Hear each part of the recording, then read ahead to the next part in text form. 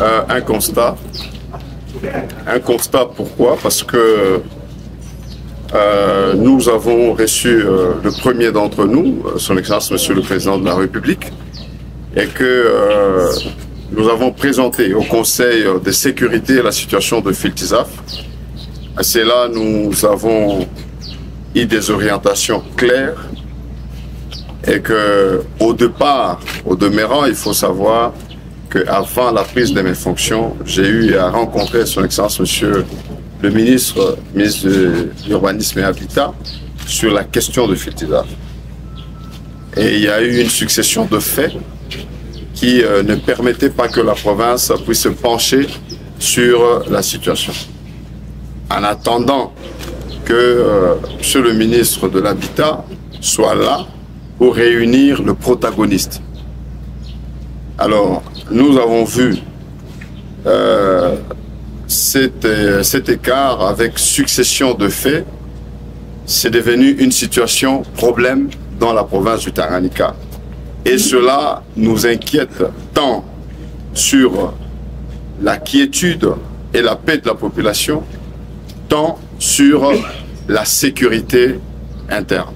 Et donc, par conséquent, en tant que représentant de son Excellence Monsieur le Président de la République, nous prenons les leads de cette situation pour donner une solution durable aux enfants du Tanganyika, c'est-à-dire une commission qui sera mise sur pied après cette visite et que cette commission va se pencher sur le travail avec comme les directives phares de savoir quelle est la nature de Filtizaf à l'étape actuelle. Une société de l'État ou une entreprise privée.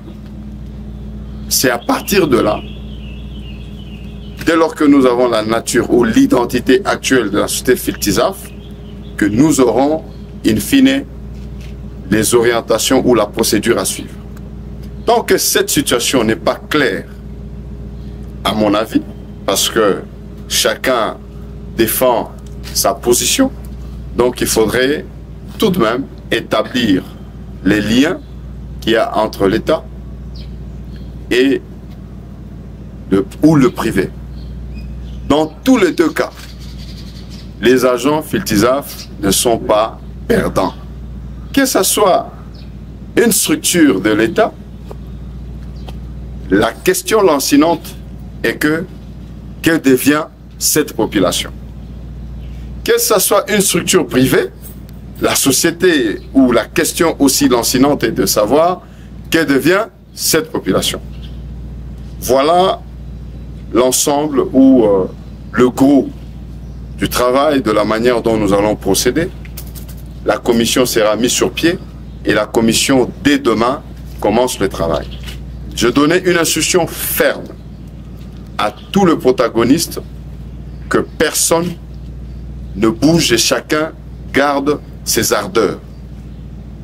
Celui qui va oser poser des actions dans le sens allant de droite ou de gauche, il nous rencontrera sur son chemin.